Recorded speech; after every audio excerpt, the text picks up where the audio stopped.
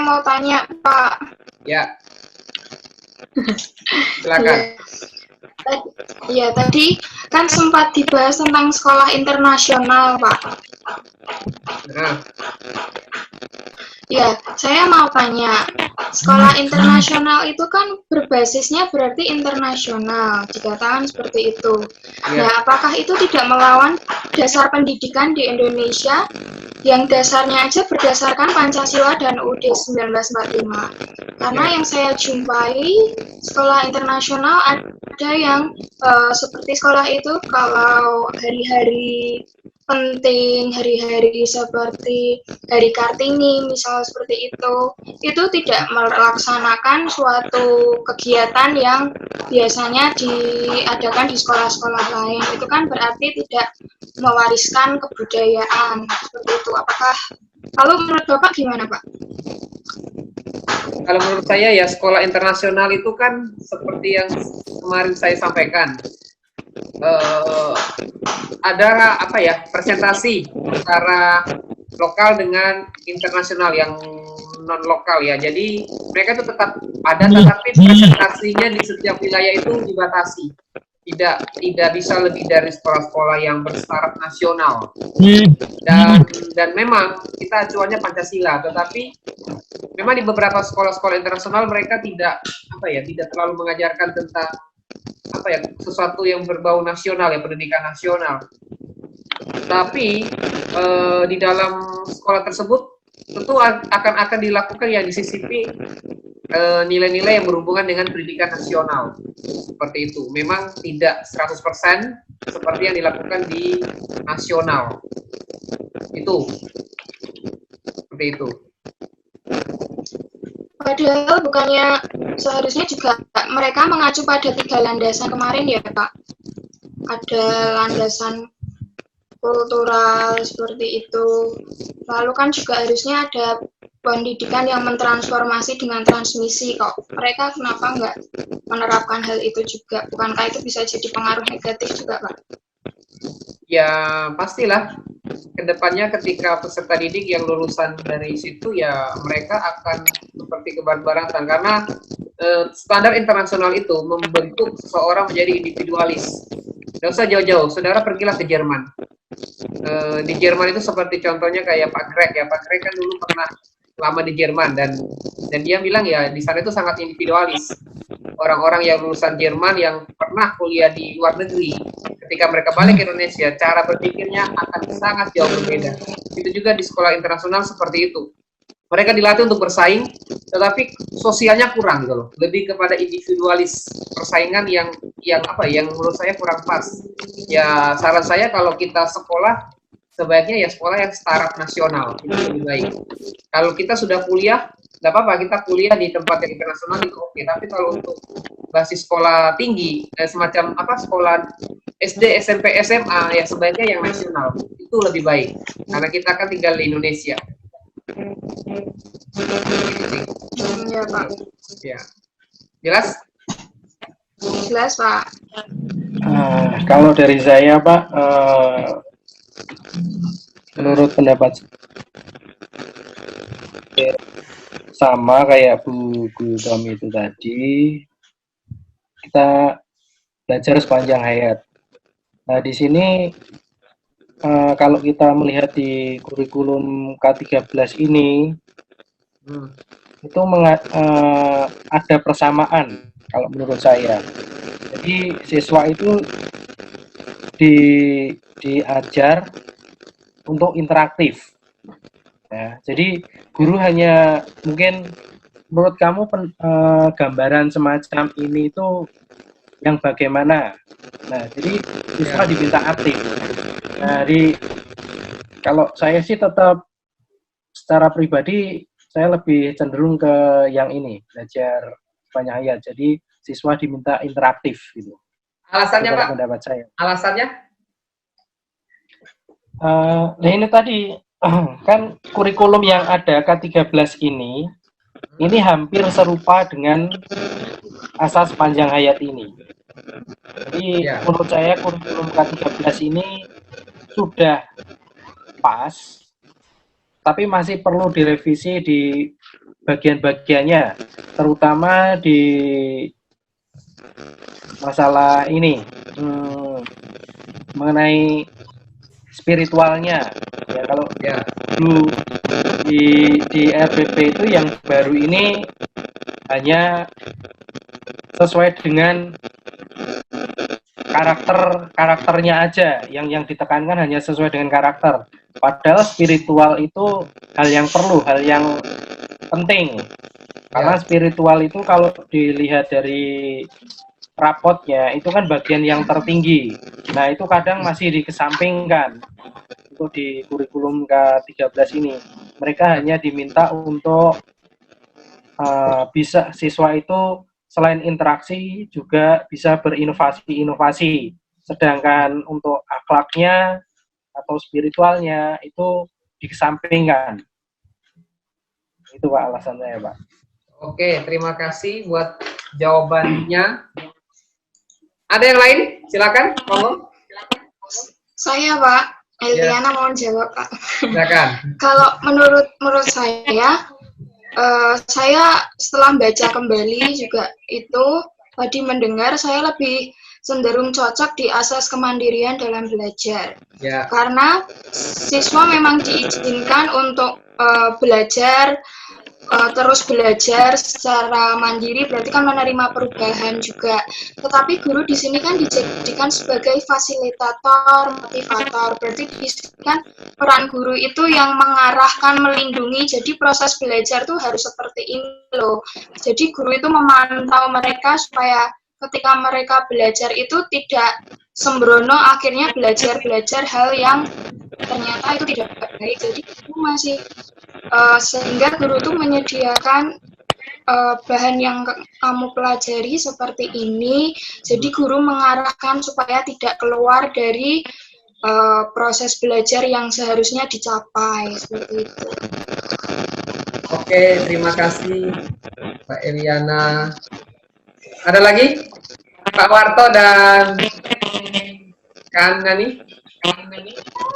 Ya, saya setuju Eliana, Pak. Ya, belajar sepanjang hayat. Karena karena itu setelah saya baca lagi itu kan ada, tidak mungkin peserta didik itu selalu bergantung kepada guru kan, Pak. Ya. Kalau sepanjang hayat itu kan berarti kan tergantung sama gurunya juga. Jadi memang harus siswa itu memang dilatih untuk belajar mandiri, Pak.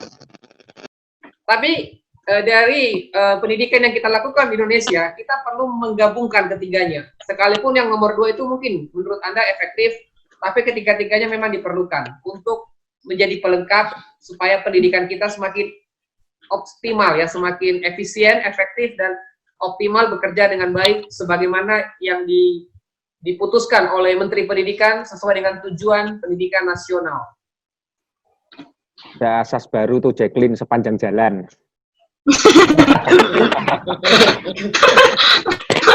Sepanjang jalan kenangan, Pak.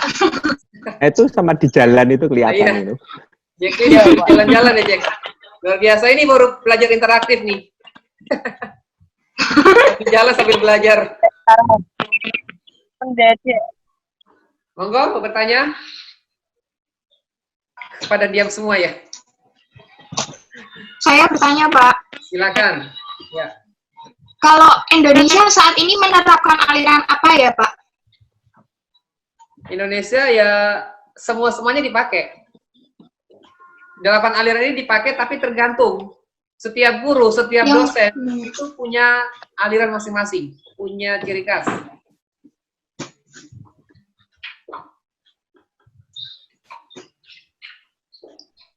Gimana? Berarti enggak satu aja gitu ya, Pak ya? Iya, ada yang memakai 2, ada yang rekonstruksi dengan progresif, ada yang menggunakan idealis. Dengan kalau berarti itu kan ada perbedaan tiap guru ya, Pak? Ya, apakah itu gimana? Apakah itu juga akhirnya membentuk banyak siswa-siswa yang akhirnya kan berarti kan seperti siswa itu juga mengikuti aliran yang dipegang dosen, biasanya gitu pengajarnya gitu ya Pak. Itu juga Tapi kan- mempengaruhi kehidupan.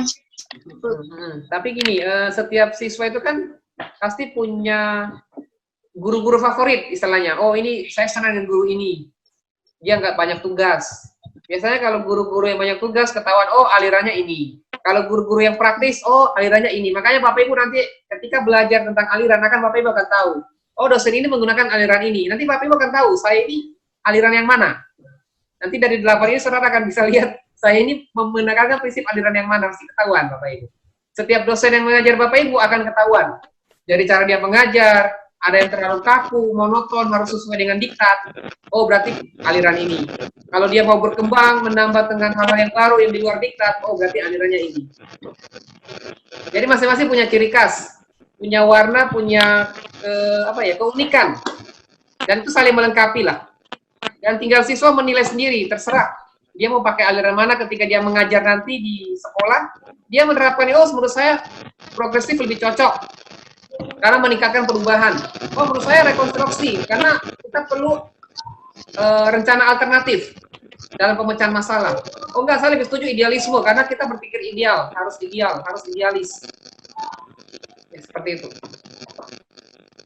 Kalau pendidikan Indonesia saat ini berdasarkan tujuan pendidikan saat ini itu lebih cenderung di aliran apa Pak? Berdasarkan tujuannya saat ini Pak? Oh, kalau saya sih paling yang sering dipakai ya, yang mendekati lah. Iya. Satu, yang lebih mendekati itu aliran progresivisme, aliran rekonstruksionisme, aliran idealisme, terus aliran idealisme, terus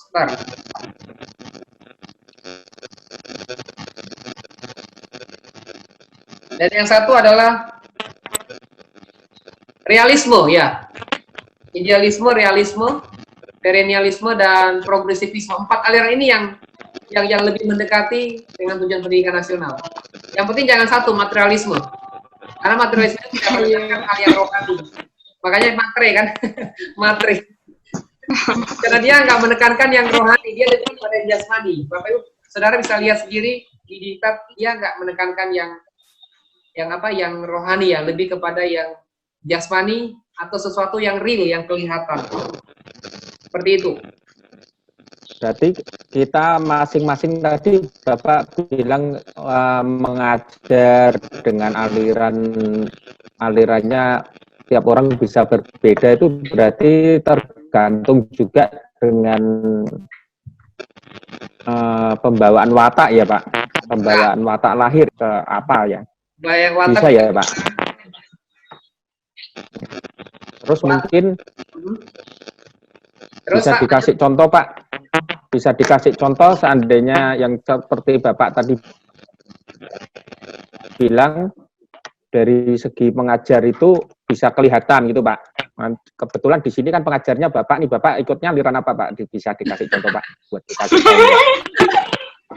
Ya, saya nggak mau jawab dulu. Bapak Ibu nanti kita selesaikan dulu. Kalau sudah selesai nanti Bapak Ibu akan menilai. Nilai saya itu apa nanti saya akan jawab. Kan ini kan belum selesai Bapak Ibu ya, masih ada 6 aliran. Apa saya selesaikan dulu ya? Semua intinya aja ya. Kita tuntaskan baru Bapak Ibu menilai saya seperti apa. Silakan Bapak Ibu mau bertanya atau interaktif. Sekarang Bapak Ibu menilai. Dari 8 aliran ini, saya itu termasuk aliran yang mana? Cara saya mengajar. Silakan. Rekonstruksionisme. Apa? Rekonstruksionisme. Hanya satu ya? Satu toh? Alasannya apa? Lagi ya. Sama idealisme Pak. Idealisme. Karena membangun apa? Karena Itu loh Pak, apa? Sarana dan tujuan pendidikan memenuhi tuntutan zaman sekarang. Jadi mengikuti model gaya sekarang, gaya belajar, apa segala macam diperbarui. Ya, itu benar. Salah satunya rekonstruksisme, betul. Tapi saya menggabungkan, saya menggunakan 3 aliran, Bapak Ibu. Pragmatisme, Pak. Ya, saya gabungkan. Celakanya dua. Pragmatisme, Pak. Apa? Pragmatisme. Pragmatisme. Nanti semua. Ya. Sama Alasannya? realisme, Pak. Soalnya Bapak menteri ada demokrasinya, Pak. Ada demokrasi ya. Ya. Cuma yang bingung itu banyak tugas itu loh, Pak. Itu di aliran apa, Pak? Masa tugas saya banyak, Pak? Mengkomentari kok. Kan saya cuma komentar. Banyak, Pak. Banyak. Ya mungkin Ya, bagi kami nggak teman-teman, terbiasa jujur. seperti itu.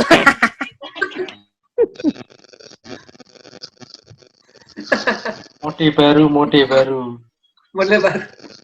Makanya rekonstruksionisme itu. Karena tugas banyak ya, Bu Nani. Banyak itu masuk di rekonstruksi. Karena Bapak Ibu melihat perkembangan pendidikan yang ada sekarang, jadi saya lebih suka itu kita saling belajar. Jadi Bapak Ibu dapat input apa dari pendidikan yang Bapak Ibu amati, makanya saya menimba sesuatu. Oh, makanya pendidikan menurut Anda apa? Apa itu belajar? Apa itu pendidikan menurut Anda yang saudara amati sekarang? Jadi kan kita interaktif. Bapak Ibu belajar, saya juga belajar. Kita saling input gitu, Bapak Ibu. Makanya dengan kuliah online ini saya menggunakan sistem yang berbeda, Bu. Beda dengan dosen lain kan cuma baca diktat. Silakan baca diktat, simpulkan, ya udah kasih tugas selesai. Ya bagi saya sih untuk kondisi sekarang itu menurut saya kurang efektif. Itu menurut saya loh ya. Sesuatu yang seperti itu kurang efektif. Karena itu model zaman dulu ya. Makanya saya lebih suka itu ketemu langsung, enak itu tatap muka. Kenapa saya lakukan ini? Supaya Bapak Ibu belajar. Kadang orang dari diktat kan nggak mudeng, apa sih maksudnya? Makanya ada orang yang kinestetik, auditorial, ada yang lebih suka belajar. Tapi kalau orang-orang auditorial itu lebih suka nonton video. Yang nonton dia dengerin. Orang-orang kinestetik, auditorial itu akan lebih nangkap. Kalau saya itu lebih suka nonton film, Bapak Ibu, daripada orang ceramah. Mendingan nonton kayak orang ceramah di YouTube daripada saya baca buku. Saya lebih senang lihat orang itu menjelaskan. Itu kalau saya. Lebih paham sih. Tapi nggak tahu ya Bapak Ibu, lebih suka yang mana? Tatap muka, gini, ceramah di kelas, atau mendengarkan di YouTube, orang itu ngomong atau khotbah. Ya, saya nggak tahu ya. Saya sih benar rekonstruksisme. Tapi yang dua, pragmatisme ya. Pragmatisme karena demokrasi ya, itu benar. Sudah 2. Kurang 1. Ya, betul ya. Yang ketiga realisme. Saya menggunakan rekonstruksi, pragmatisme dan realisme ya. 3 itu. Saya modifikasi jadi 1. Ya, Bapak Ibu kan sudah belajar nih aliran. Namanya aliran apa, Pak? Apa, Pak? Modifnya Bapak jadi 3 aliran jadi 1, namanya aliran baru toh, Pak? Aliran apa, Pak? Namanya aliran kekinian, Pak.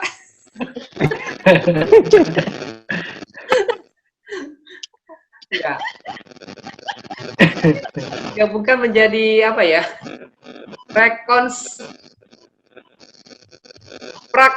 Prakronisme ya. Saya setuju karena tidak bisa dipaksakan anak yang bukan minatnya di situ, lalu dipaksakan harus di situ.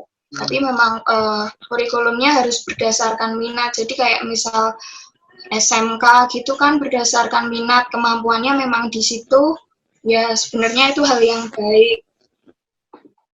Dan juga kalau yang realisme kan tadi juga berhubungan dengan religius ya. Sekalipun kita memang mengikuti perkembangan zaman, tapi jangan sampai kita meninggalkan hal yang rohani seperti itu. Iya, betul. Realisme itu lawannya materialisme. Jadi sesuatu yang tujuannya dia belajar adalah spirit, mind, atau jiwa. Kenapa? Karena kita di dunia ini kan sementara. Jadi sebenarnya kita belajar itu untuk apa? Untuk kekekalan gitu loh. Jadi pengetahuan kita itu untuk memuliakan Tuhan. Jadi Tuhan dipermuliakan ketika kita menemukan sesuatu, kita bisa berguna, kita bisa bekerja, untuk Tuhan dipermuliakan, dan di kekekalan kita akan menerima upah. Sekalipun mungkin dunia nggak melihat, dunia nggak memberikan yang terbaik bagi kita, tetapi Tuhan akan memperhitungkan apa yang kita beri. Apalagi guru itu kan pahlawan tanpa tanda jasa. Jadi Kalau muridnya berhasil lebih dari gurunya, berarti guru itu sukses. Saya senang kalau ada murid yang lebih hebat dari saya. Itu saya bangga. Tapi ada guru yang ketika muridnya lebih sukses, dia iri. Dia merasa tersaingi, dia merasa kok, ya seperti program Shaolin ya. Kalau Shaolin itu kan ada satu ilmu yang dia sembunyikan.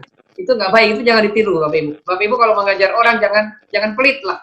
Ada satu ilmu yang dia sembunyiin, yang mau dibagikan. Nah itu bahaya. Itu nanti kalau apa ya, muridnya tuh harusnya ketika berhasil lebih sukses dari gurunya, berarti kita bangga, oh berarti murid saya ini bisa sukses, bisa lebih terkenal dari saya. Itu kita bangga sebenarnya Bapak Ibu.